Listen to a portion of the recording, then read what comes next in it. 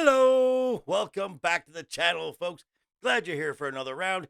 Grab a seat, and if you're new here, sit down, stay a while. Before you leave, do me a couple favors. Hit that subscribe button, ring that bell so you know when the next video pops up, smash that like button, and before you leave, drop a comment down below. And if you're one of the regulars here, welcome for another round. I say you hit that like button, and before you leave, drop a comment down below and share the video out on all of the socials. We're holding steady right now. We still got some goals to hit, so share this video. So let's get started. Now, it's no secret if you've watched any of my content that am not a fan of the current run of female characters, particularly in the MCU and very much in particular of the Star Wars sequel trilogies with their protagonist Rey. And of course, this comes with the inevitable, you just have a problem with strong female characters, blah, blah, blah, blah, blah. No, I don't have a problem with strong female characters. I just have a problem when Hollywood is trying to turn females into men. And inevitably, somebody will make my point for me when they say, when I think of a strong female character, I think of characters like Sarah Connor and the focus for this video, Ellen Ripley. Thank you for making my case for me. Let's explain why. Okay, and we're gonna go with the film Aliens, the sequel to Alien, and a couple scenes that show the difference between Ellen Ripley and what we're getting now in current Hollywood. For one, there's a scene. There's a scene about midway through the film where Ripley asks Corporal Hicks, played by Michael Biehn, about the weaponry that the Marines are using, in particular the pulse rifle. So she's asking this because they're in a life and death situation. She's going to need to protect herself. She's admitting, I don't know this. When it comes to this, I am ignorant. Please teach me this.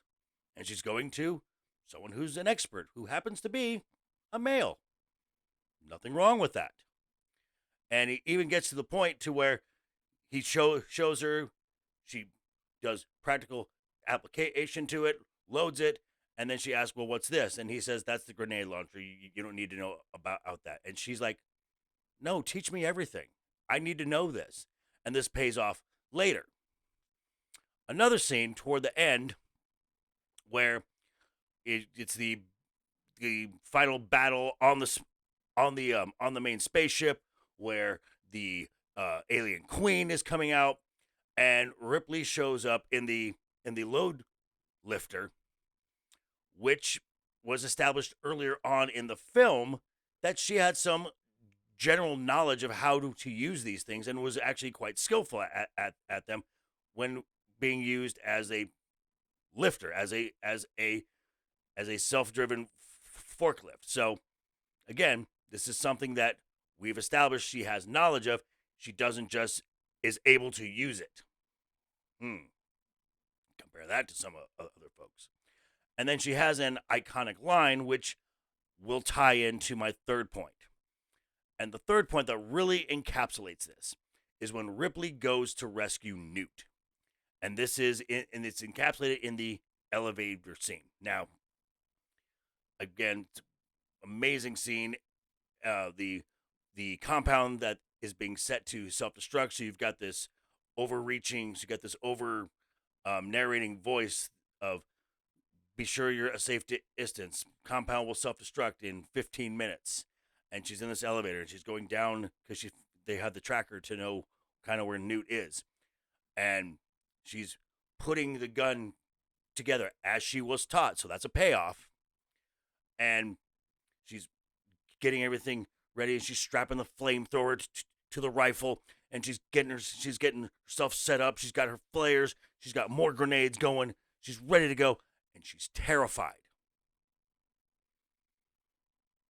But the symbolism here, this is something that is intrinsically female, a maternal instinct. She's going to save this child.